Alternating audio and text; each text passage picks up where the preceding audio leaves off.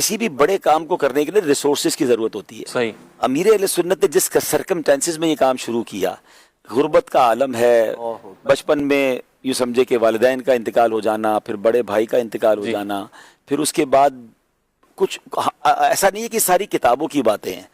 بہت سارے لوگ آج بھی موجود ہیں جو آئی وٹنس ہیں. I am one of them. الحمدللہ میں بچپن سے اسی ایریا میں، آج میرا بیان بھی شہید مسجد میں ہی تھا.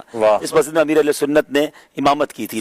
بڑا ایسی یادیں تازہ ہوئی کہ ایک ایک چیز مجھے تو گلیاں یاد آ رہی تھی کہ باہر کیا ہوتا تھا تو اندر کیا ہوتا تھا تو حجرے میں کیا ہوتا تھا. اس محراب پہ بیٹھ کے بیان کیا جب برسوں امیر علیہ سنت نے امامت کی، تو وہ ساری باتیں ان علاقے والوں سے میں کر رہا تھا.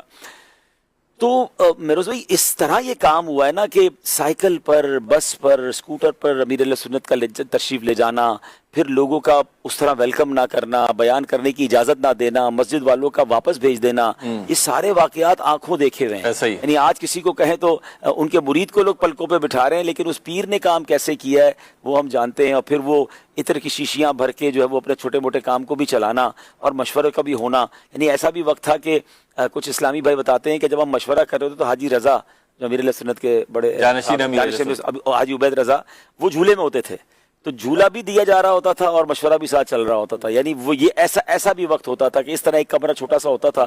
تو اس انداز سے یہ دعوت اسلامی کا کام ہوا ہے اور بڑی کوششوں سے ہوا. پھر اللہ نے وہ برکت ڈالی ہے کہ جو کام صدیوں میں رزلٹ لاتا ہے نا، اگر امیر علیہ سنت کے کام کے رزلٹ کو دیکھیں آج دعوت اسلامی جہاں آج پہنچی ہے، ایکچولی یہ صدیاں ریکوائرڈ ہیں. صدیوں کے کام کو ہم نے اپنی آنکھوں سے دیکھ لیا. یعنی ایک جنریشن کبھی بھی اتنی بڑی تبدیلی نہیں دیکھی. آرگنائزیشنل ایج جو ہے وہ تو بہت کم ہے. دنیا میں بہت سارے کام شروع ہوئے اور ان کی آگے جا کے نسلوں نے کامیابیاں دیکھی کہ بھائی 300 سال پرانی کمپنی ہے، 200 سال پرانی آرگنائزیشن ہے، لیکن ایک ہی زندگی، ایک ہی جنریشن نے 42-43 سال میں وہ کامیابیاں دیکھی ہیں.